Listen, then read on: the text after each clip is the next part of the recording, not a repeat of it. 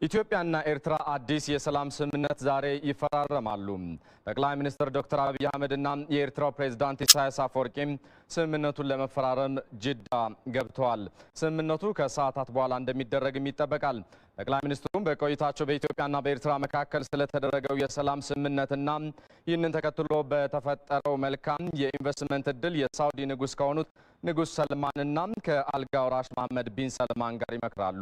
የሳውዲ መንግስት በኢትዮጵያና በኤርትራ የተካሄደውን ጦርነት ተከትሎ ለ20 ዓመታት የዘለቀውን አለመግባባት በሰላም ለመፍታት ሀገራቱ ላሳዩት ቁርጠኝነትና አመራር አድናቆቱን ገልጿል። ይህንን የሰላም ስምምነት በሁለቱ ሀገራት የሚኖረውን ወንድማማችነት ህዝብ ለዘመናት በጋራ ያቆየውን ታሪክ፣ ባህል፣ ቋንቋና ጉርብትና በተጠናከረ መልኩ እንዲቀጥል የሚያስችል መሆኑን ጠቁመዋል።